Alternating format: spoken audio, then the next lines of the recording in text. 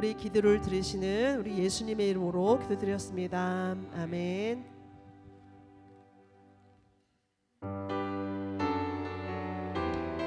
우리 시간 다 같이 일어나셔서 함께 우리 찬양하면서 나아가시겠습니다. 내 앞에 주어진 매일의 삶을 살다가 보면 그곳에 날 향한 계획 섭리가 있다네. 매 순간 나에게 요구하시는 작은 믿음들 그곳에 날 향한 계획 섭리가 있다네. 지금 여기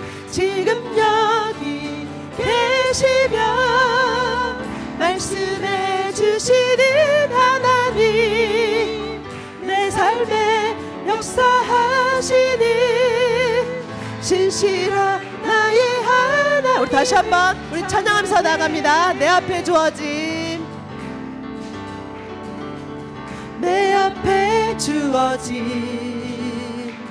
매일의 삶을 살다가 보면 그곳에 날 향한 계획 섭리가 있다네. 매 순간 나에게 요구하시는 작은 믿음들 그곳에 날 향한 계획 섭리가 있다네. 지금 여기 계시며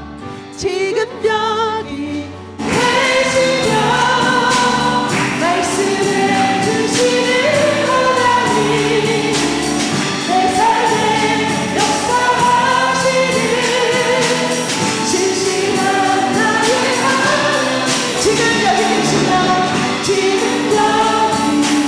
계시며 말씀해 주시는 하나님 내 삶에 역사하시는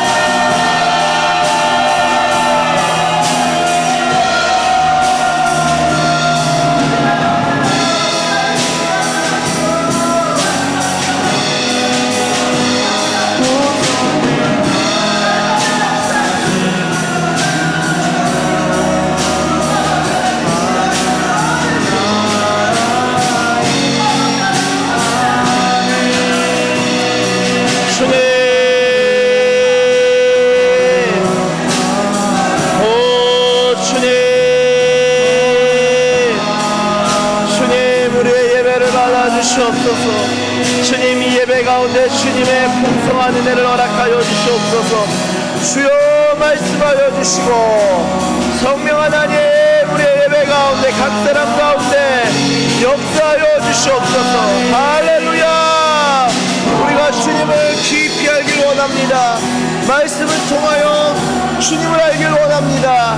주님 예언의 말씀 허락하여 주시고 기도 가운데 또한 부르짖는 가운데 간구함 가운데 성령 하나님 주님의 충만함을 우리 가운데 부어주시옵소서. 할렐루야. 주님 찬양합니다.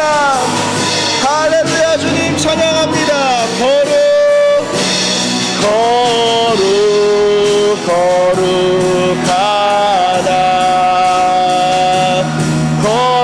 거룩하다 주 하나님 고전능하시니여 하나님 나라. 우리 마지막으로 거룩하다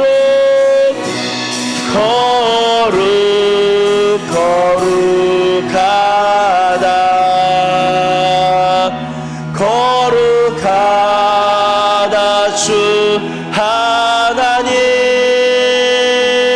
고전능하시니여 하나님 나라 임하네. 하나님 감사합니다. 오늘 이 저녁 주님 앞으로 우리를 불러주심에 감사드립니다. 주님 우리의 발걸음을 주장하여 주시고 우리의 마음을 주장하여 주사 하나님을 예배하고 경배하는 자리로 불러주신 그 주님의 인도하심을 찬양합니다. 주님 우리의 마음 각자의 마음의 상태가 감정이 생각이 복잡하고 얽혀있든지 혹은 기쁜 마음이든지 간에 순수하든지 간에 하나님 이 시간 주님을 예배하고 경배하고자 하오니 주님 우리 가운데 선한 마음 허락하여 주시고 주님을 향한 순전한 마음을 부어 주시옵소서. 주님 우리가 찬양으로 주님을 영화롭게 하고 말씀을 가지고 주님을 경배하길 원합니다. 이 저녁 우리 가운데 필요한 은혜를 부어주시고 주님의 영을 부어주시옵소서. 감사합니다. 주님 찬양합니다. 감사드리며 예수님의 이름으로 기도드립니다. 아멘. 함께 자리에 앉도록 하겠습니다. 이 시간에는 하나님께서 오늘 우리에게 주시는 말씀 같이 보도록 하겠습니다. 하나님께서 오늘 우리에게 주시는 말씀은 고린도전서 14장 신약성경 고린도전서 14장 20절에서 40절까지의 말씀입니다.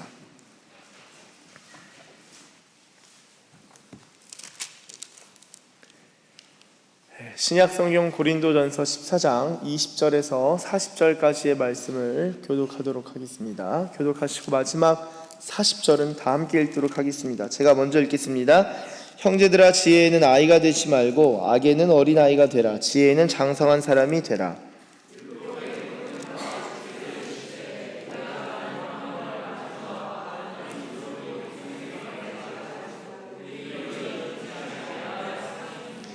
그러므로 방언은 믿는 자들을 위하지 아니하고 믿지 아니하는 자들을 위하는 표적이나 예언은 믿지 아니하는 자들을 위하지 않고 믿는 자들을 위함이니라.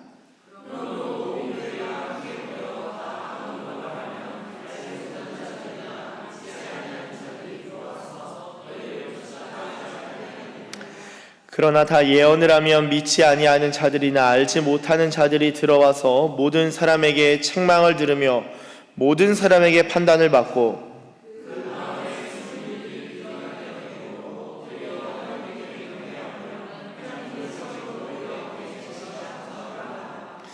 그런즉 형제들아 어찌할까. 너희가 모일 때에 각각 찬송시도 있으며 가르치는 말씀도 있으며 계시도 있으며 방언도 있으며 통역함도 있나니 모든 것을 덕을 세우기 위하여 하라.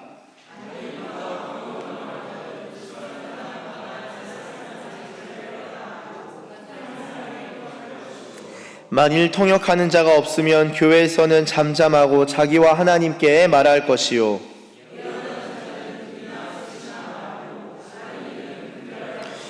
만일 곁에 앉아 있는 다른 이에게 계시가 있으면 먼저 하던 자는 잠잠할지니라.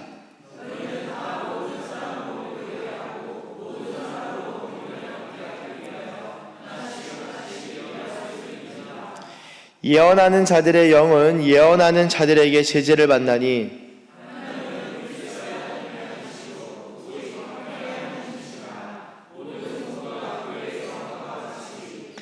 여자는 교회에서 잠잠하라. 그들에게는 말하는 것을 허락함이 없나니 율법에 이른 것 같이 오직 복종할 것이요.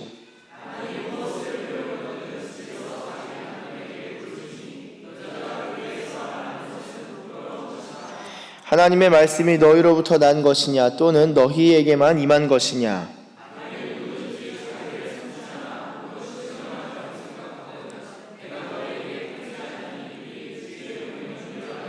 만일 누구든지 알지 못하면 그는 알지 못한 자니라.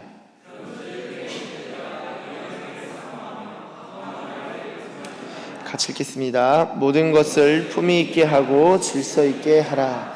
아멘. 이 시간에는 우리 잠깐 교회 소식 나누도록 하겠습니다. 먼저 예배에 나오신 모든 분들 예수님의 이름으로 환영하고 축복합니다. 이 시간 인사하실 때 앞뒤로 양옆으로 환영합니다, 축복합니다 인사하도록 하겠습니다. 네, 환영합니다, 축복합니다, 반갑습니다. 네, 교회 소식 몇 가지만 나누도록 하겠습니다. 이번 주 내일 안전기도회 있습니다. 네, 교회에서 9시 10분에 출발하고요. 혹시 참여가 어려우신 분은 유튜브에서 또한 들어보실 수 있습니다. 이번 주 주일부터 해서 가을맞이 가족 및 개인 사진 촬영 안내 드립니다. 그래서 만약에 촬영을 이렇게 신청 선착순대로 받고요. 이 촬영된 사진은 개인 카카오톡으로 보내드리고 또한 공군교회 전교인 교적 등록이 진행 중에 있는데 촬영한 사진을 활용해서 사용하고자 합니다. 혹시 촬영을 원치 아니하시는 분들께서는 개인 사진 및 가족 사진을 저에게 보내주시면은 공군교회 전체 교적 등록에 있어서 활용하고 또한 진행하도록 하겠습니다. 네, 이외의 광고들 주보와 화면 참조해 주시면 감사하겠습니다. 오늘은 좀 특별한 순서를 갖고자 합니다. 오늘은 저번에도 한번 와서 특송을 진행했었는데요. 이번에 이케다 세이카 자매 클래식 및 찬송가 특송이 있고요. 반주에는 바이올린은 저의 처제고요. 반주는 저의 처형입니다. 그래서 반주는 우리 이케다 미유의 자매가 진행해 주시고, 그리고 통역하고 곡 진행 전체 설명은 이케다 안나가 아니라 황안나 사모가 네, 진행하도록 하겠습니다. 우리 앞으로 나오실 때 박수로 환영하도록 하겠습니다.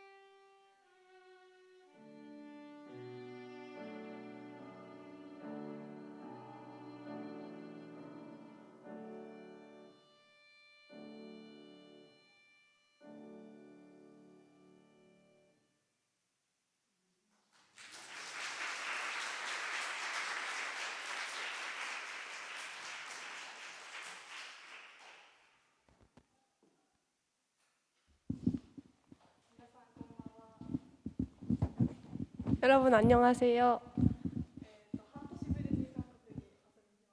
거의 6개월 만에 다시 한국에 놀러 왔습니다.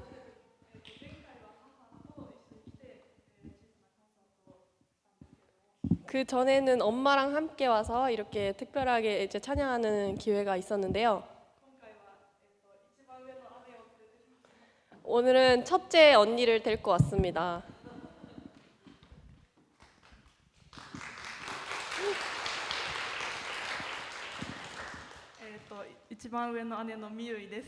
첫째 언니 미유이입니다. 実はミユは、姉はバイオリン同じくバイオリンを弾いているので実はピアノは専攻ではありません。 사실 언니도 똑같이 저랑 똑같이 바이올린 전공자여가지고 피아노는 전공이 아니지만 今日は無理を言ってちょっと弾けそうな曲から伴奏をお願いしています。 오늘은 특별하게 부탁을 해가지고 언니가 칠 수 있는 곡 중에서 연습을 시켜서 같이 이제 연습했습니다. 最初に弾いたのはパガニーニ作曲のカンタービレという曲でした。 방금 연주한 곡은 파가니니의 칸타비레라는 곡이었습니다.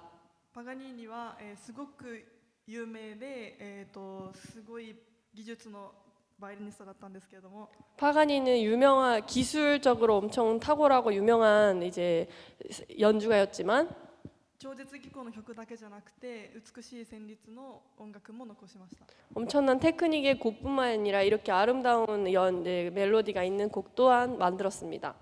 次にカッチーニ作曲のアベマリアを演奏したいと思います。 그 다음에는 다음 곡은 카치니 작곡의 아베 마리아를 연주하고자 합니다. アベマリアは歌のために作られた曲です。 사실 이 곡은 노래 성악을 위해서 만들어진 노래예요. 歌詞がアベマリアという言葉しかありません。 가사는 아베 마리아라는 단어뿐입니다.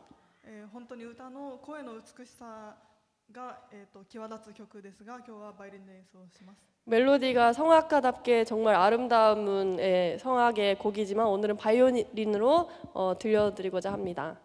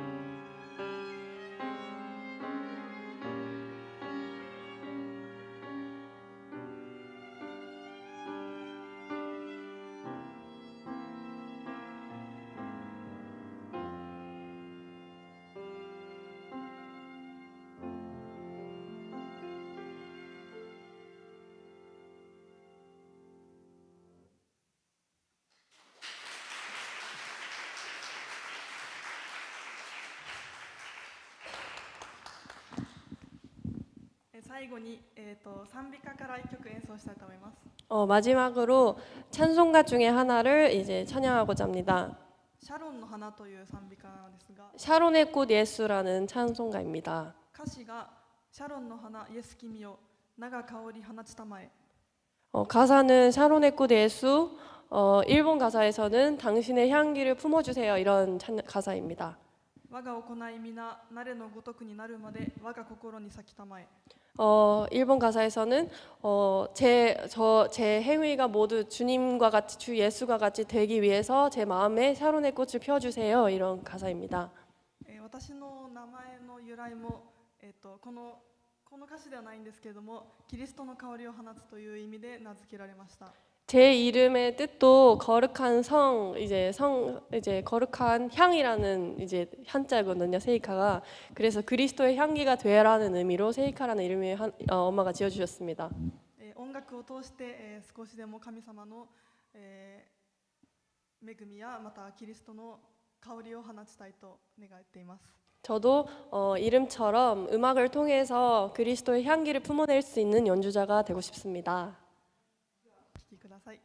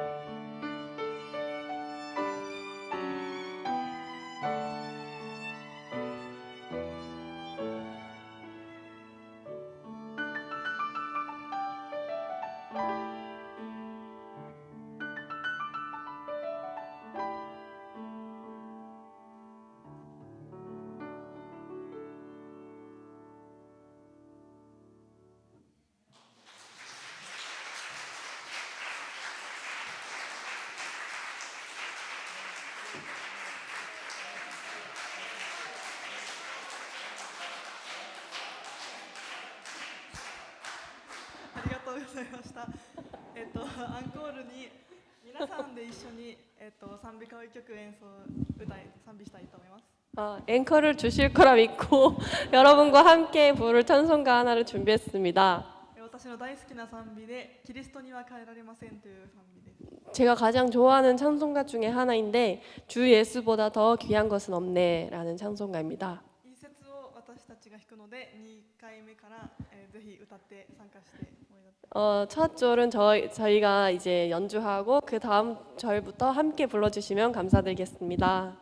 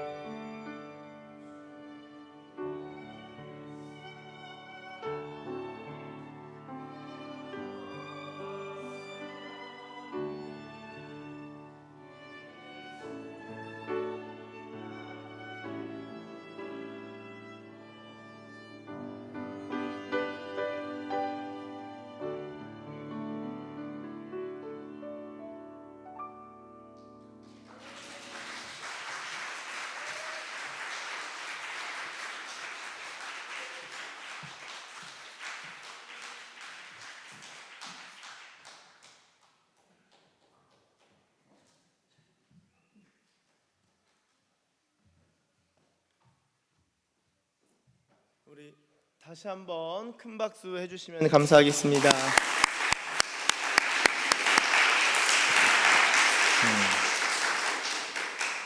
지난번에는 여기 한국 오기 전부터 이 특송을 계획을 하고 왔었는데요. 이번에는 진짜 편한 마음으로 왔다가 그래도 좀 해주면 안 되냐 부탁을 하는 바람에 그래서 그러면 알겠다 해서 중간에 놀다가 잘 시간 보내다가 들어와서 연습하고 하여튼 너무 감사합니다. 저희 교회가 또 이렇게 바이올린으로 함께 하나님을 찬양할 수 있어서 음악으로 함께 하나님을 찬양할 수 있는 게 참 복되고 감사한 일입니다. 우리 하나님께도 감사와 영광의 박수 올려드리겠습니다.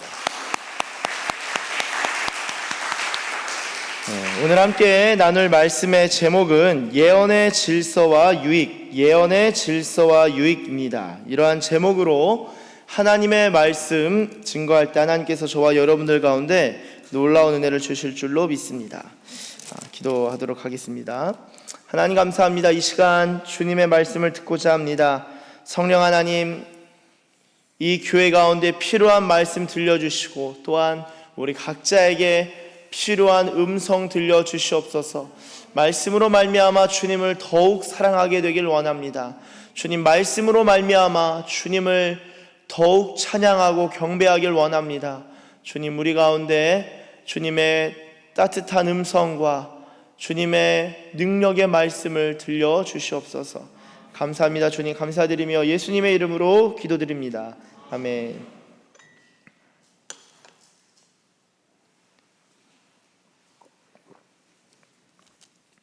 할렐루야. 네, 할렐루야.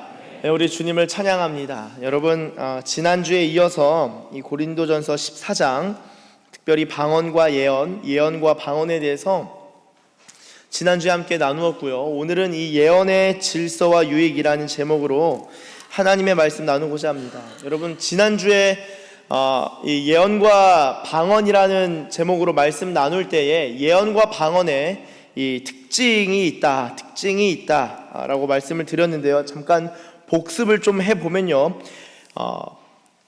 방언은 하나님께 하는 것이고 예언은 사람에게 하는 것이다 라고 말씀을 드렸고, 또한 방언은 영으로 비밀을 말하는 것이지만 예언은 예언의 목적 그리고 기능 중에 하나는 덕을 세우고 권면하고 위로하는 것에 있다라고 말씀을 드렸습니다. 그리고 이 방언과 예언의 차이 중에 또 하나는 방언은 자기의 덕을 세우는데 예언은 교회와 공동체의 덕을 세운다라고도 함께 나누었었습니다. 여러분, 오늘은요 이 예언에 있어서 조금 이렇게 더 실제적인 부분들을 나누고자 하는데요. 오늘 말씀 보시면은 14장 20절 제가 읽도록 하겠습니다. 형제들아, 지혜에는 아이가 되지 말고 악에는 어린아이가 되라. 지혜에는 장성한 사람이 되라. 여러분, 이 예언의 말씀, 방언과 예언에 대한 말씀들이 쭉 이어지고 있다가 20절에 딱 도달해서는 이 지혜에 대한 이야기를 합니다. 지혜에 대한 이야기를 하면서 지혜는 장성한 사람이 되라. 제가 쭉 이어서 읽겠습니다. 21절에 율법에 기록된 바 주께서 이르시되 내가 다른 방언을 말하는 자와 다른 입술로 이 백성에게 말할지라도 그들이 여전히 듣지 아니하리라 하였으니. 22절 그러므로 방언은 믿는 자들을 위하지 아니하고 믿지 아니하는 자들을 위하는 표적이나 예언은 믿지 아니하는 자들을 위하지 않고 믿는 자들을 위함이니라. 23절 그러므로 온 교회가 함께 모여 다 방언으로 말하면 알지 못하는 자들이나 믿지 아니하는 자들이 들어와서 너희를 미쳤다 하지 아니하겠느냐. 아멘. 잠깐 저를 봐주시면 감사하겠습니다. 여러분, 이 지금 말씀을 읽을 때는 이런 생각하실 수 있어요. 방언은 믿지 아니하는 자들을 위한다? 그럼 내가 방언 기도하는 거는 뭐지? 이 혼동이 이렇게 오실 수 있겠는데요. 한 가지 말씀을 드리면요, 이 고린도전서 14장에서 말하는 이 방언은요, 공예배 중에 방언을 의미합니다. 그러니까 이야기를 할 때 그냥 이 알아들을 수 있는 말로 하지 아니하고 어떤 사람은 방언의 형태로 이야기를 한 거예요. 그러니까 그걸 다 듣고 이게 도대체 뭔 말인가. 그러니까 저희가 늘상 하는 방언 기도와 달리 방언의 형태로 예배, 공예배 가운데 방언의 형태로 이야기하는 것을 말하는 것입니다. 그러니까 방언 기도가 방언이 자기의 덕을 세운다라고 할 때 그 속성과 본질은 방언 기도에도 적용이 되지만 14장 전반부에 이야기 나와 있는 것이죠. 지금 20절부터 쭉 나와서 이야기하는 믿지 아니한 자들을 위한 표적이라고 할 때는 이 오순절 성령 강림 사건을 떠올리게 하는, 그러니까 믿지 아니하는 자들, 이방인들이, 유대인들이 우리가 하나님의 큰 일을 듣는도다 할 때 그때 성령 강림과 또한 강림으로 말미암아 이어졌던 이 방언 사건, 그리고 그것이 초대교회 때 예배 가운데 방언으로 이야기하는 것들에 대해서 특별히 고린도 교회에서는요, 그것에 대해서 바울이 이야기하는 것이죠. 그러니까 방언, 저희가 늘상 하는 방언 기도와 그리고 공예배에서 방언을 말하는 것은 다른 것입니다. 제가 여기 설교 다 써왔는데 이것을 방언의 형태로 여러분 랄랄랄라 랄랄라 릴릴릴릴리 아멘 하십니까? 아멘이 안 나오네요. 아멘이 안 되는 걸 뭐 하는 건지 이게 알 수가 없는 겁니다. 이런 형태로 이야기하는 것들이 있었다는 거예요. 그렇게 하지 말고 이해할 수 있는 것으로 하라. 방언은 자기의 덕을 세우는데 너무 유익하고 하나님께 하는 건데, 예배 때 공동체가 모여서 방언으로 말하면 그거 아무도 알아듣지도 못하고 어렵다. 그러니까 이 부분에 있어서 20절 시작하면서 지혜롭게 행동하라 라고 바울이 20절에서 이야기한 것이었던 거죠. 자, 여기서 방언은 믿지 아니한 자들을 방언은 믿는 자들을 위하지 아니하고, 22절 믿지 아니한 자들을 위하는 표적이나, 그렇죠? 표적. 앞서 말씀드린 사도행전 2장의 성령 강림 사건 때의 그 표적으로서 나타난 방언입니다. 예언은 믿지 아니하는 자들을 위하지 않고 믿는 자들을 위함이니라. 자, 예언의 경우는 믿는 자들을 향한 하나님의 말씀으로서 전해지고 전달되는 것이다 라는 것이죠. 그래서 23절에 온 교회가 함께 모여 다 방언으로 말하면, 자, 고린도 교회는요 한두 사람이 방언을 말한 것이 아닙니다.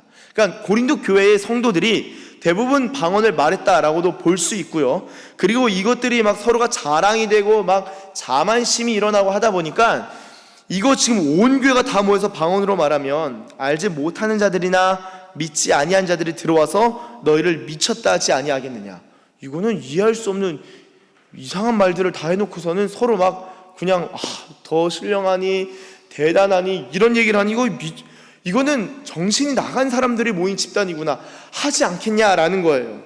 자, 그런데요, 여기서 이제 25절부터 예언의 특징이 나옵니다. 24절부터. 자, 24절 한번 같이 읽어보겠습니다. 시작. 그러나 다 예언을 하면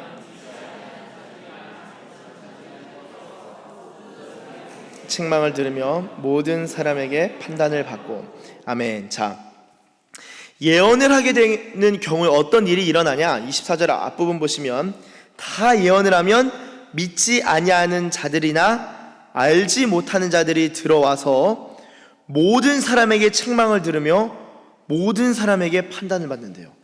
자, 아까는 예언은 믿는 자들을 위함이니라 라고 했는데 지금 예언을 하면 믿지 아니하는 자들이나 알지 못하는 자들이래요.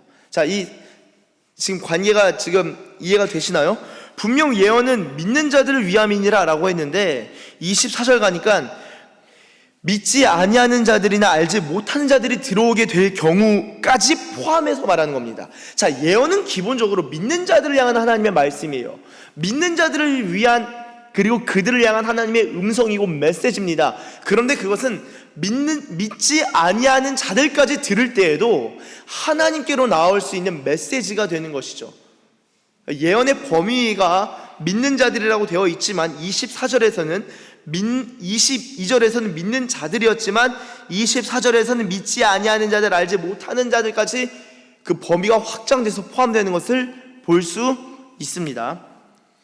근데 이 사람들이 예언을 들으면 책망을 듣고 판단을 받고. 자, 25절 같이 읽어보겠습니다. 시작. 그 마음에 숨은 일들이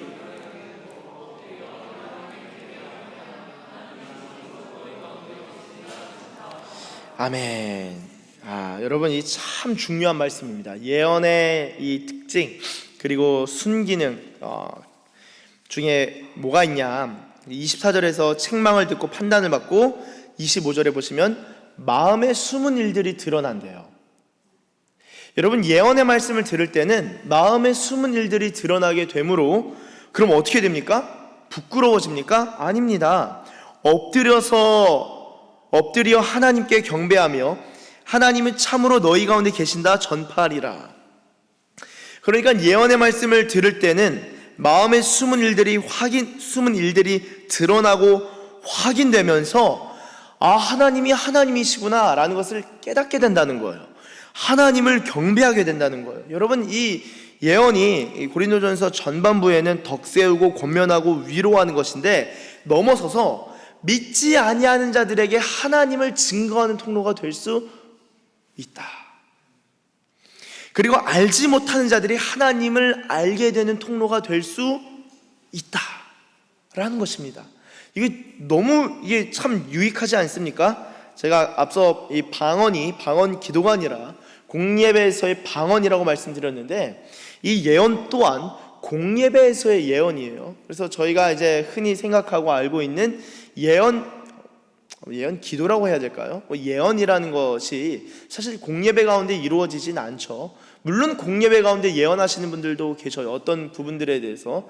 예컨대 제가 오키나와 갔었을 때 이제 아내 모교회 담임 목사님 아키라 센세 이제 이모부 되시는데요. 제가 한국에 있을 때 이제 일본의 신학자들을 공부하면서 개인적으로 가가와 도요이코라는 사람을 설교 중에도 제가 언급한 적이 있었던 것 같습니다. 일본의 성자, 일본의 성인으로 불리는데요. 저는 이 가가와 도요이코가 우리나라 번역된 책들을 볼 때 그 노동조합, 일본의 노동조합을 설립하고 또 노동운동을 할 정도로 굉장히 이 사회운동, 그 개혁과 실천과 운동하는 무브먼트를 일으키는 사람, 그러면서 또 빈민들을 구제하고 섬기는 그 정도의 사람인 줄 알았어요. 그리고 가가와 도요이코의 책을 읽어보면서 프린스턴에서 공부한 걸로 알고 있습니다. 그때 당시에 물리학뿐만 아니라 기독교 인문이었던, 책 제목이 기독교 인문이었던가, 하여튼 그리스도교 인문, 아주 방대한 그 지식의 양을 아주 짧은 책에 그렇게 두껍지 않은 한 200~300페이지 정도 되는 것 같은데 그 정도 책에 방대한 양의 지식을 담아놓은 것을 보면서 상당한 지식인이구나, 지성인이구나. 그래서 어떤 운동을 일으킬 때 이 지성인이 그 설득을 다 할 수 있었구나 정도로 생각을 했어요. 그런데 그렇게 가가와 선생을 알고 있었는데 우리나라에서 그렇게 유명하지는 않습니다. 잘 알려지진 않았지만 오키나와에 가서 담임 목사님하고 얘기를 하는데 가가와 도요이코 선생을 이야기하시는 거예요. 그런데 이제 오키나와 교회가 그런 노동운동하는 그런 교회가 아닙니다. 막 뜨겁게 찬양하고 아주 가족 같은, 아주 가족 같은 교회예요. 정말 다들 가족이죠. 그런데 목사님께서 이야기하시면서 가가와 도요이코 선생이 1900년대 초반 사람입니다. 1900년대 초반 사람. 그 양차 세계대전 동안 오키나와를 방문한 적이 있는데 그런 그 부흥회를 인도하시면서 그때 제가 깜짝 놀랐어요. 부흥회를 인도했다고? 가가와 도요이코 선생이 부흥회에서 설교를 했다고? 깜짝 놀랐는데 그 다음 말이 더 깜짝 놀랐어요.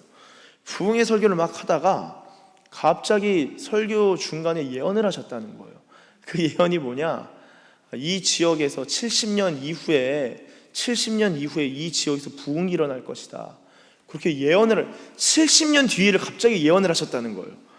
그래서 그 오키나와의 그 지역에 사는 사람들이 그 예언을 딱 받아들여서 그 마음을 품고 이 지역에선 부흥이 일어날 것이다. 그것을 믿고 소망을 품고 기도했다고 합니다. 그 지역이 어디냐? 아와세라는 지역이에요. 저희 이모부 목사님께서 사역하시는 교회 이름이 아와세 교회입니다. 그래서 그 예언을 아주 귀하게 생각하시고 중요하게 생각하시고 후에 개척하시면서 그런 예언들을 떠올리시면서 하나님 이 교회를 통하여서 그리고 이 지역 가운데 부흥을 주십시오. 기도를 많이 하신 걸로, 그리고 지금도 하고 있는 것으로 기억을 합니다. 근데 흥미롭게도 이후에 이런 영적인 것이라고 좀 그렇지만 아무쪼록 이런 예언 이런 것과는 좀 거리가 먼 일본의 어떤 신학자 분이 이제 저희 저희 부부가 참 존경하고 참 훌륭하신 선생님이신데요, 교수님이신데 그 신학자이신 그 교수님께서 하신 말씀이 일본에는 일본 부흥은 무조건 오키나와에서부터 오니까 오키나와에서 이게 참 중요한 곳이다. 여기서 잘 이렇게 부흥 운동이 일어나야 된다라고 하기도 하고 일본 내에 있는 일본 그리스도인들 그리고 오키나와에 있는 그리스도인들은 동아시아 부흥이 오키나와에서 시작될 거라는 믿음을 갖고 있어요. 참 흥미롭죠. 그래서 이 아시아 전체 침례교 아시아 전체 침례교 그 협회가 오키나와에 그 협회장이 오키나와에 계십니다. 비센세라고 한번 뵌 적이 있었는데 같이 오키나와에 계셔요.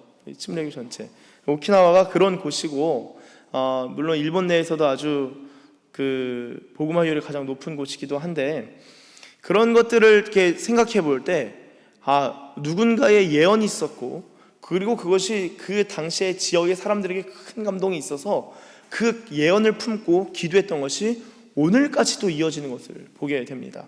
70년은 지났어요. 70년은 지났는데 실제 오키나와의 복음화율을 고려하고 또한 아와세 지역에 어쨌든 그 일본이 이런 표현을 그 선교사님들이 안 쓰셔야 되는데 쓰시는 분들이 간혹 있으시더라고요. 일본은 선교사의 무덤이다. 그런데 그런 곳에서 이 복음이 피어나고 교회들이 세워지는 것을 보면은 참 놀랍고 참 감사한데 누군가의 성령 충만함 가운데서 선포됐던 그 예언의 말씀이 많은 사람들에게 큰 유익이 됐었다. 여러분 그렇게 볼 때 이 설교 중에 예언을 선포하거나 혹은 설교 그 자체가 예언처럼 나타나는 경우도 있습니다. 설교는 사실 모든 설교가 어떤 면에서는 예언적인 거예요. 교회의 방향이 이렇게 쭉 가게 되는 것이고 그리고 이 설교 선포된 말씀을 통해서 그 말씀 중에 딱 듣다가 아멘으로 받아들일 때 그 말씀이 그 사람 가운데서 예언의 능력으로서 작용하면서 그 사람이 성장하고 또한 비전을 품는데 큰 통로가 되기도 하는 것이죠. 자, 그러나 지금 이제 말씀드리려고 하는 것은 공예배의 예언이 아니라 설교로서 선포되는 예언 혹은 예언적인 설교에 대해서 이야기를 하려고 하는 것이 아니라 예언 기도 내지는 예언 사역과 관련돼서 좀 이야기를 나누고자 합니다. 여러분 기도를 하시다 보면요 하나님은 영이십니다. 할렐루야. 하나님은 영이십니다. 영이신 하나님을 우리가 육체로 감각할 수 없지만 영이신 하나님은 육체, 물질들을 다 만들어내셨죠. 자, 그러면은 성령님이 임재하실 때, 성령님이 강력하게 임재하실 때 우리의 육체, 물질을 가진 우리의 육체가 느낄 수 있을까요? 없을까요? 하나님은 영이셔요. 우리의 육체가 느낄 수 있을까요? 없을까요? 느낄 수 있습니다. 네. 요즘은 사실 뭐 사경회도 많이 없고 철야도 많이 안 하고 그쵸? 근데 저도 이제 군종 목사로 있으면서 황병산에 있을 때나 대천에 있을 때나 대전에 있을 때나 대전에 있을 때부터는 뭐 교회에서 기도했지만 그전에는 그 지역에 있는 기도원들을 좀 가봤어요. 여기는 어디가 기도가 빡셀까? 어디가 많이 기도가 쌓였을까? 그런 늘 궁금한 마음을 가지고 가보면은 죄다 문 닫았습니다. 죄다 문 닫고 2년 전까지만 하더라도 여기가 사람이 그래도 여름술 때 왔었는데 보면 거미줄 쳐져 있고 그냥 수련회 장소만 하고 기도는 안 하는 거예요. 사찰 장로님, 뭐 집사님, 전우사님 그런 분들만 계시고 기도하는 사람들은 참 많이 없는 것을 이제 보게 됩니다. 그런데요, 예전에는 그렇게 기도하고 참 이렇게 뜨겁게 통성으로 그리고 공동체를 막 이뤄가면서 뭐 목사님이 시키지도 않았는데 알아서 집사님들을 기도하다가 우리 같이 기도해야 되지 않아요? 우리 같이 중보 기도해야 되지 않아요? 그러면서 모여서 335 모여서 기도를 참 많이 했던 그런 모습들을 많이 봤고 저도 늘 어렸을 때 이제 제가 시운이 만날 때부터 시작해서 뭐 그전에도 어머니 따라다니면서 기도원 가고 기도원에서 맨날 밖에서 매미 잡고 방앗개비 잡고 메뚜기 잡다가 예배 끝나면 뛰어와서 이제 같이 밥 먹으러 가고 뭐 이런 기억들이 많이 있거든요. 여러분, 그런데 그때 당시 뭐 이렇게 기도하면서 어떤 목사님께서 그때 당시 아주 옛날 얘기를 하시면서 그 얘기를 하시는 거예요. 기도를 하는데 기도를 이렇게 고등부 아이들이 이렇게 모여서 기도를 막 기도를 하는데 뜨겁게 막 주님을 부르짖으며 막 기도를 하는데 갑자기 섬찟하더래요. 누군가 나를 쳐다보고 있나? 섬찟한 거예요. 기도를 막, 그러니까 너무 뜨겁게 막 주여 하면서 막 한 10명 기도를 하는데 누가 나를 쳐다보나? 그래서 진짜 쳐다보는 것 같아요. 눈을 탁 떴는데 앞에 있는 자매가 노려보고 있는 거예요. 이렇게 기도를 하면서 쳐다보고 있는 거예요. 그래서 너무 놀라가지고 눈을 감았대요. 눈을 감고 주여 무서워가지고 주여 막 기도를 하는 거예요. 또 기도를 하는데 그 섬찟한 마음이 가시질 않는 거예요. 그래서 아직도 나를 쳐다보고 있나? 왜 나를 저렇게 노려보고 있지? 그래서 딱 이렇게 하나만 딱 떠가지고 딱 보는데 여전히 노려보고 있는 거예요. 그래서 주여 섬찟해서 또 막 기도를 하다가 이분 나중에 목사님 되셨어요. 이거 안 되겠다. 저 자매가 이상하다. 그래서 기도를 해야겠다 싶어서 기도를 좀 마무리하자. 기도하던 중간에 다 깨워가지고, 그러니까 깨운 게 아니라 이제 기도를 그치게 좀 그 기도 모임의 기도 흐름을 막 하고 있다가 잠잠하게 한 다음에 혹시 자매 이렇게 기도가 좀 어렵냐 이렇게 대화를 한 다음에 이렇게 반응이 막 이상하니까 혹시 우리 자매 위해서 기도해도 괜찮겠냐 하니까 그럼 기도해달라고. 그래서 그 학생들이 막 다 모여가지고 자매들 막 손 얹고 학생들인데 그리고 그 막 둘러싸서 기도하면은 또 못 가면은 그 등 뒤에 손 얹고 등 뒤에 손 얹고 등 뒤에 손 얹고 아시죠? 이렇게 막 럭비 할 때 스크럼 짜듯이 그 다음에 주여 하면서 그 자매 위에서 기도하기 시작한 거예요. 막 기도하는데 갑자기 자기 뒤에 등에 손을 얹은 지체가 손이 사라진 듯한 느낌이 들었대요. 보니까 퍽 하면서 뒤로 벌러덩 자빠졌다는 거예요. 쟤 또 왜 자빠졌어? 기도해야지. 뭔 일이야? 그러면 앞에서 갑자기 바람에 불자는 공간에 바람이 휙 불어가지고 웬 바람이 또 선풍기도 안 켰네. 뭔 바람이야? 막 그러면서 자매는 막 소리 지르고 있고 막 기도하다가 결국엔 이제 기도가 잘 마무리되고 자매가 좀 안정 가운데 취해진 거예요. 안정을 좀 취하고 기도가 마무리됐대요. 그래서 자기 이제 뒤로 벌러덩 자빠진 제 형제한테 가서 아니 기도하다가 왜 또 생쇼를 하고 그랬냐 하니까 내가 생쇼를 한 게 아니다. 갑자기 누가 엄청 큰 힘이 와서 자기를 펑 밀어서 자기가 기도하다가 펑 날아갔다는 거예요. 자, 여러분 이런 일이 있을 수 있나요? 이제 이런 것들을 이제 무시하거나 수용하지 않는 학자 내지는 목회자분들은 이제 말도 안 되는 소리, 말도 안 된다 하지만 이런 일을 본인이 경험하면 이제 깜짝 이게 세계관이 이제 그 다음에 뒤집어지는 거예요. 이런 일들이 충분히 일어날 수 있습니다. 자, 여러분, 하나님은 영의 세계에 계신데 영이신 하나님께서 뭘 창조하셨냐면은 영을 포함한 육의 물질 세계를 창조하셨다는 거예요. 근데 우리는 물질 세계에 살아가잖아요. 그쵸? 근데 물질 세계에 살아간 인간으로서 하나님의 영을 부여받았습니다. 그러면은 우리가 영이신 하나님과 소통 불가가 아니라 소통 가능한 것이죠. 이게 놀라운 거예요. 하나님과 소통 가능하다. 그럼 성령님께서 우리 가운데 임재하시고 우리 가운데 말씀하신다라고 한다면요, 여러분 어떤 일이 일어나냐? 영이신 하나님이 우리 가운데 임재하실 때는 두려움을 느낍니다. awful, awesome. 여러분 그 경외감이 주님을 두려워해야지 그냥 경외해야지가 아니라 이상하게 두려움, 그 경외감이 생기면서 주님 앞에 엎드려서 경배하는 일들이 일어나요. 그래서 임재가 강력한 집회나 기도에 가면요 대부분 다 무릎 꿇고 기도합니다. 그러니까 서서 그냥 이렇게 찬양하는 게 어려워요. 정말 주님 앞에 내가 극도로 경배를 해야겠다. 무릎을 꿇게 됩니다. 완전 kneeling down 하게 되는 완전 무릎을 꿇고 경배하게 되는 거예요. 그리고 떨림이 있는 거예요. 실제로 막 떨게 됩니다. 이런 반응들이 이 인간이 자기적으로 만들어낸 것이 아니라 성령님이 임재하시면은 이 육체적으로 물질적인 세계에서 반응하는 일들이 충분히 있을 수 있다. 그걸 뭐 자기적으로 할 필요가 없어요. 그냥 중심으로부터 주님을 추구하시면은 성령님이 임하실 때 그런 일들이, 현상들이 일어날 수 있는데, 현상이 목적이 된 분들이 간혹 있어요.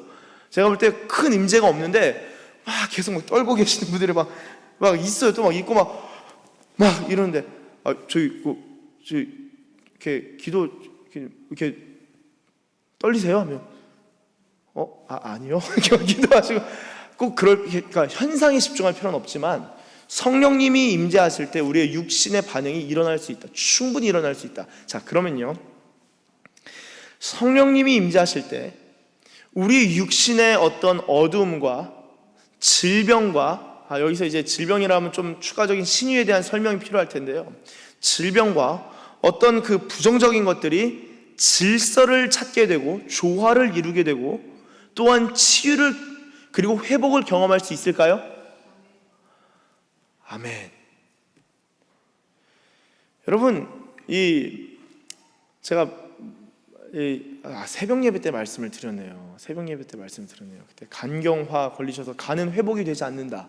의학 제가 아는 목사님하고 교제를 하는데 간경화 딱 걸려가지고 이제 담임 목사님 부르셔서 이제 사역 다 마무리하고 하지 말고 교회 위층, 교회가 개척교회에서 엄청 성장해서 갔는데 수석 목사님이셨어요. 담임 목사님 아니시고.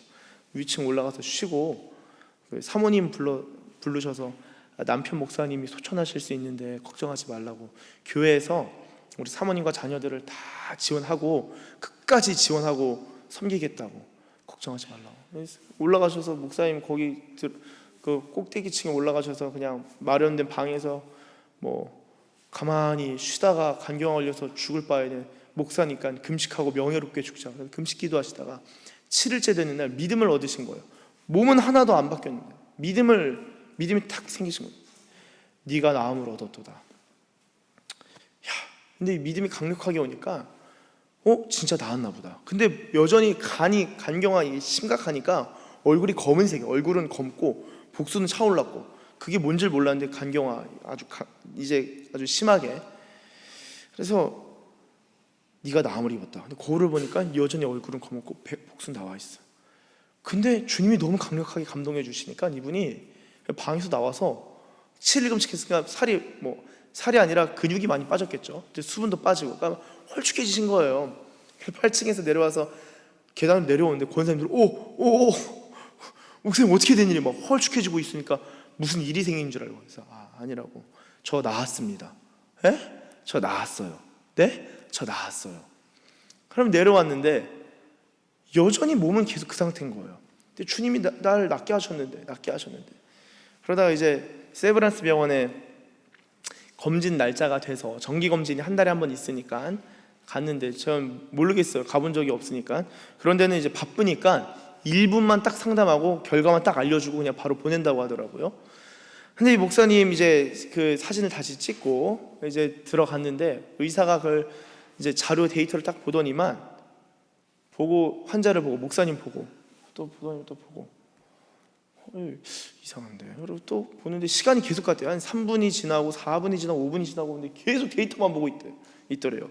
그러면서 하는 말이 제가 지금 이해가 안 되는데 간은 회복될 수가 없다고 해요. 이게 혹시 뭐 특별한 걸 드셨거나 특별한 걸 하셨나요? 질문을 한 거예요.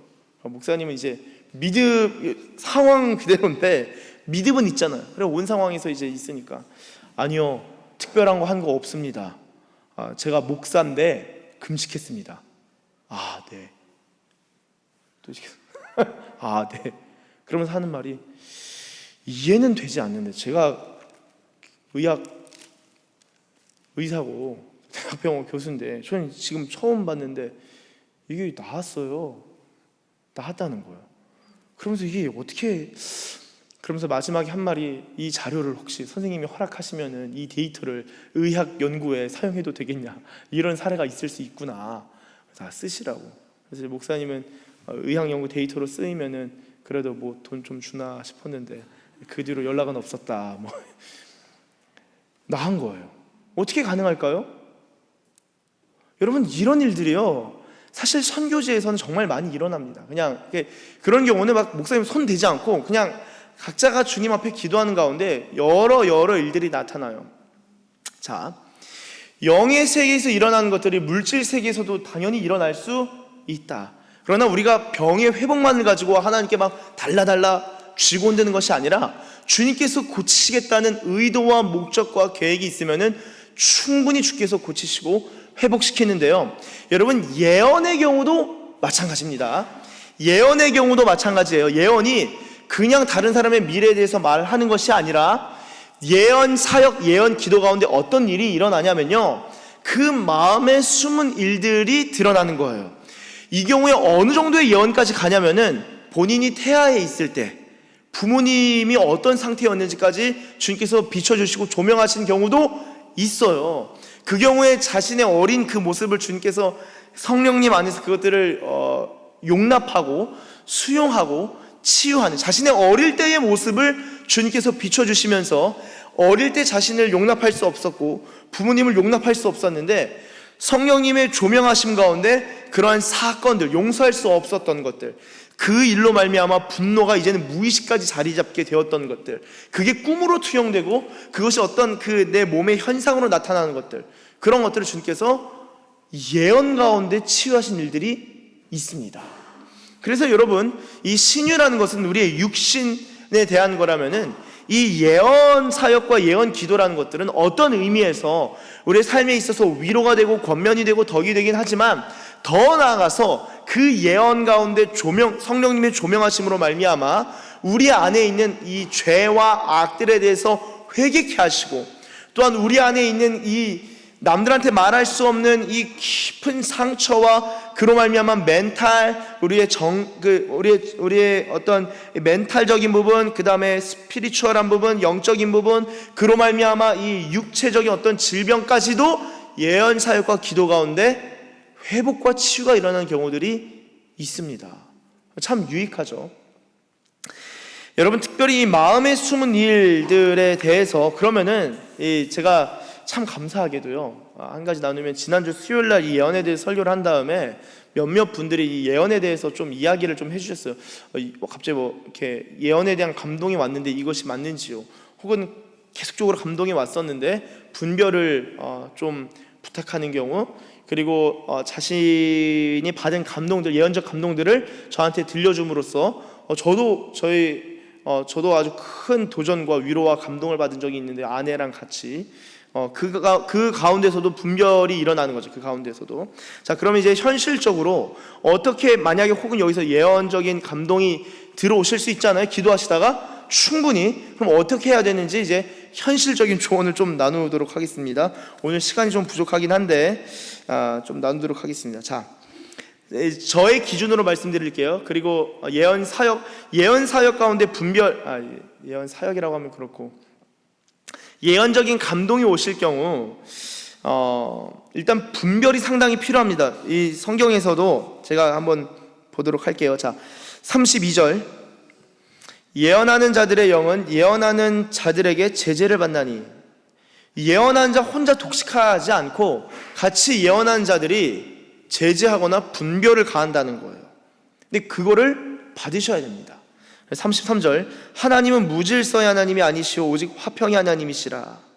자, 하나님께서는 무질서, 그냥 막 예언 막 갖다 쏟아붓는 게 아니라 예언을 듣게 될 때 예언하는 자들이 같이 그것을 분별하기 시작한다는 거예요. 그래서 여러분, 예언은요, 공동체가 필요합니다. 공동체적이고 그 예언으로 말미암아 그 사람이 세워지고 교회가 세워지는 것인데, 분별의 작업을 거치셔야 되는데, 신뢰할 만한 영적 멘토가 있으면 그분에게 분별을 요청할 수도 있고요, 그게 어려우시면 간접적으로 예언과 관련된 책들을 쭉 읽어볼 수도 있겠습니다. 자, 그런데 제가 그러면은 오늘 이 시간에 좀 짧은 형태로 좀 나누면요, 저의 경우는 기도를 하고 그러다 보면은 어떤 분은 이 단어가 오는 경우가 있습니다. 이거 어려워요. 단어가 있으면은 예를 들어 회복이다. 그럼 회복, 뭐에 대한 회복인지는 모릅니다. 그런데 그 키워드를 던질 수는 있어요. 근데 그 들은 그분은 어떤 경우는 키워드만 딱 듣는데도 바로 눈물이 왈칵 쏟아지는 거예요. 왜냐하면은 회복을 두고 계속 기도하고 회복이란 테마를 가지고 금식을 했고, 주님 제발 그러니까 어떤 개인의 영역은 있지만 그 키워드를 종합하면은 회복이었는데, 기도 가운데 회복하는 순간 와, 하나님이 인도하셨구나 라는 감동을 받을 수 있는 것이죠. 단어로 감동이 올 수도 있고, 그리고 문장으로 떠오르는 경우도 있습니다.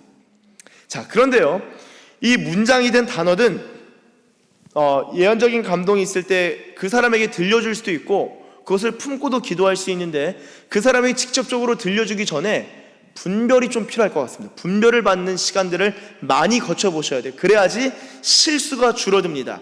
예언은요, 실수 한번 하면 데미지가 굉장히 커요. 그러니까 이게 너무 크기 때문에 함부로, 저도 이게 예언하고 싶지도 않고 예언기도 잘 못하고 부족하지만, 함부로 예언하는 분들 보면은 저는 좀 잘 안 들으려고 합니다. 예언 기도, 예언 사역만 계속한다. 성경과 충분한 기도와 묵상과 특히 성찰, 자신의 예언자들이 예언한 예언의 은사가 있는데 성찰이 부족하다. 예언하기 쉽지 않습니다. 실수가 남발돼요. 그런 분들을 통해서 혹시 예언을 받게 된다 그러면은, 주님 저는 이 예언은 받지는 않겠습니다, 고백하시면 됩니다. 이것도 디펜스, 방어하는 방법입니다. 혹시 교회에서 그런 분들이 나타날 수도 있어요. 군교회에서도. 제가 미리 말씀을 드립니다. 예방책. 그래서 분별의 과정을 거치는데, 단어나 문장으로 떠오르는 경우, 만약에 기도를 계속하다가 주님이 문맥을 알려주실 수도 있어요. 그 경우는 문맥을 가지고 말씀을 드릴 수 있겠지만, 문맥을 알 수 없는 상황에서는 단어나 문장 그 자체만 표현하면 됩니다. 회복. 저는 무슨 회복인지 몰라요. 근데 그분은 알아요. 그럴 수가 있기 때문에 그 자체만 표현하면 됩니다. 또 어떤 것을 그림으로 보는 경우가 있어요. 그림으로 보는 경우는 조금 좋습니다. 왜냐하면 그림을 설명해 가면서 표현할 수 있습니다. 근데 그 그림이 한 컷의 그림일 수도 있는데 영상으로 재생되는 경우도 있습니다. 꿈처럼. 그런 경우는 아주 선명하게 보이는 것이죠. 그런 경우 그림 자체를 설명하다 보면은 이게 그러니까 이 그림도 중요한데 그 뒤에 붙는 해석도 기도하면서 해석으로 갈 수 있죠. 이런 것들을 여러분 들어놓으시면은 나중에 예언적인 감동이 올 때 무시하지 않으실 수가 있어요. 그래서 나눕니다. 그래서 그림으로 보는 경우가 있고, 또한 감정으로 느껴지는 경우가 있습니다. 기도를 하는데 느껴지는 감정, 이 슬픔일 수도 있고, 나는 막 충만하게 예배 드렸는데 이제 기도를 딱 하는데 급격한 우울감이 느껴질 수도 있어요. 그 사람의 영적 상태일 수 있습니다. 그게 전이가 돼서 느껴질 수도 있죠. 불안, 슬픔, 기쁨, 감사, 외로움, 자신감, 만족 등 그런 감정들이 느껴질 수가 있어요. 그러면 그 감정을 가급적 있는 그대로 나누면 됩니다. 그런 감정들을 주님이 그 감정을 알아주시고 공감해 주신다는 거죠. 자, 이런 부분들에 대한 설명을 드리고, 두 번째로는 여러분, 이 예언하게 될 경우에 이 주의사항을 좀 말씀드리면은, 제가 그냥 좀 읽어 드릴게요. 좀 정리한 내용들을. 첫 번째는요, 예언적인 감동이 있다, 혹시 이 중에 예언적인 은사가 있다 싶으신 분들은, 첫째는 가장 중요한 태도입니다. 평소에, 일상에 먼저 그의 나라와 그의 의를 구하는 태도를 함양한다. 한번 따라해 주시면 감사하겠습니다. 평소 먼저 그의 나라와 그의 의를 구하는 태도를 함양한다. 둘째는 자신의 생각과 해석을 가하기 전에 성령님의 인도하심을 구해야 됩니다. 이런 감동이 떠올랐네. 주님 이게 맞습니까? 성령님께 여쭤봐야 돼요. 세 번째, 영적 파이프라인을 청결하고 순결하고 깨끗하고 거룩하게 관리한다. 생각의 영역에 있어서도 주님 거룩하길 원합니다. 그 기도를 많이 하셔야 됩니다. 그런 감동이 온다면. 그래서 기본적으로 주님과 소통하는 그 교제의 끈에 있어서 이 청결함을, 순결함을 유지해야 된다. 네 번째는 무리가 된다. 이게 맞나? 기도하다가도 이게 맞나? 아닌가 싶기도 할 때가 있거든요. 무리가 될 때는 예언을 진행하지 않는 게 필요합니다. 중단하시면 됩니다. 그리고 해석이 되지 않을 때는 그 자체로 종료하도록 한다.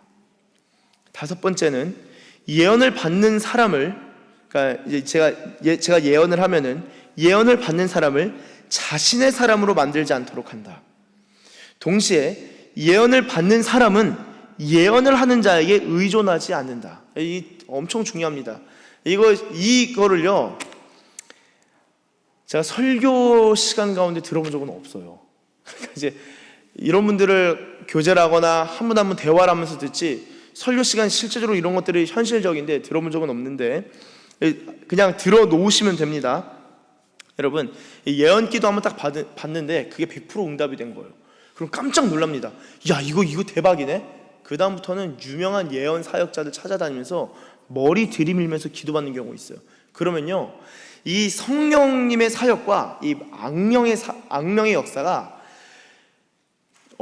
완전히 성령님의 사역으로 딱 확실시 되는 부분이 있지만, 이 경계가, 마귀가 이 광명의 빛으로, 광명한 천사로 나타나거든요. 더 예언받아라, 더 예언받아라. 주님을 찾고 주님을 구하지 않고 예언 기도 받으러 다니도록 그 사람을 막 장난질합니다. 그 마귀의 장난이에요. 그러시면 안 돼요. 또한 이 예언을 하는 경우는 예전에 뭐 직접적인 경험이긴 한데, 저희가 아니라 이제 가족 중에 그런 경우가 있었죠. 뭐 예배 충만하게 잘 드리는데 그분이 예언의 은사가 뛰어나신 분이에요. 그래서 헌금을 이렇게 냈어요. 근데 이름 딱 보더니만 관련해서 이름 딱 보고 바로 예언을 하는 거예요.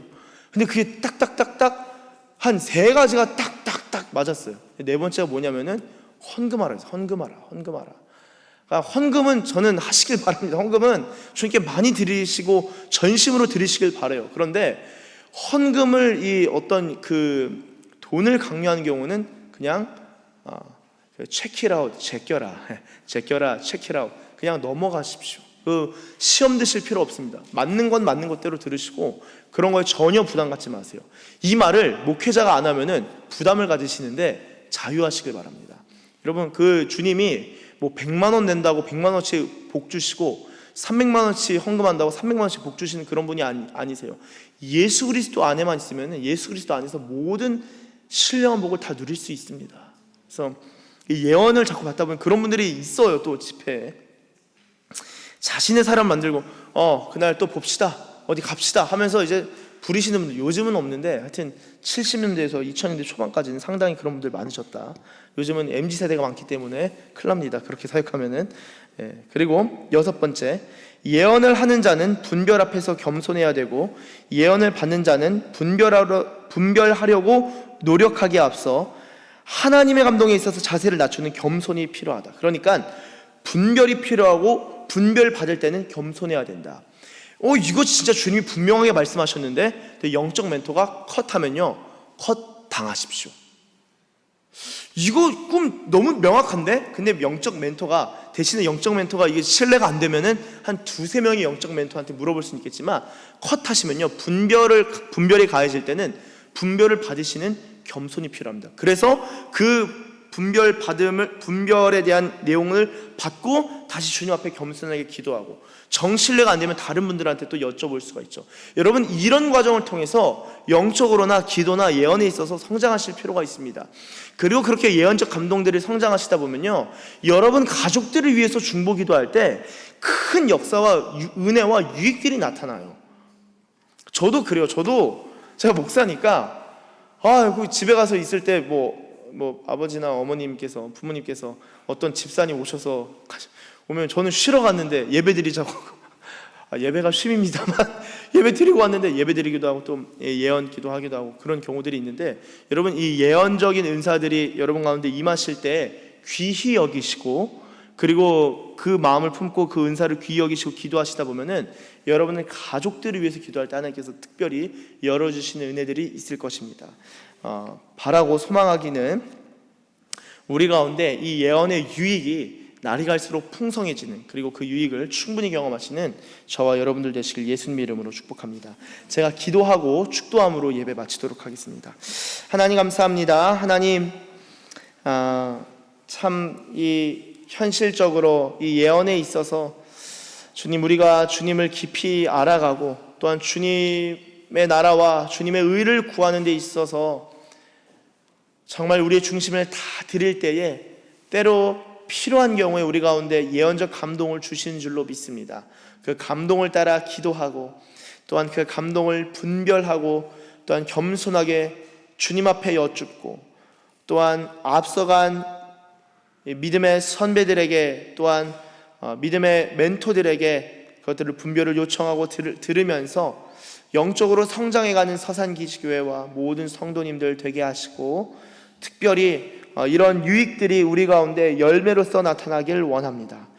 이 예언의 유익과 열매가 있는 이 서산기지교회 되게 하시고 충만한 기도 가운데 주님을 깊이 경험하는 복된 교회 되게 하여 주시옵소서. 감사합니다. 주님 감사드리며 예수님의 이름으로 기도드립니다. 아멘. 축도하겠습니다. 이제는 우리 주 예수 그리스도의 한량없는 은혜와 하나님 아버지의 극진하신 사랑과 성령님의 감화와 감동하심과 교통하심과 교제하심이 오늘 이 시간 주님 예언의 유익을 풍성하게 경험하기를 원합니다. 예언의 유익을, 예언의 열매를 성령 안에서, 예수님 안에서 더욱 풍성하게 누리길 원합니다 라고 고백하며 주님이 주신 마음들을 품고 기도하기로 결단하는 주의 백성들 머리머리 위에와 저들의 가정과 저들의 교회와 이 나라와 열방 가운데 이제로부터 영원토록 함께 계시기를 간절히 축원하옵나이다. 아멘.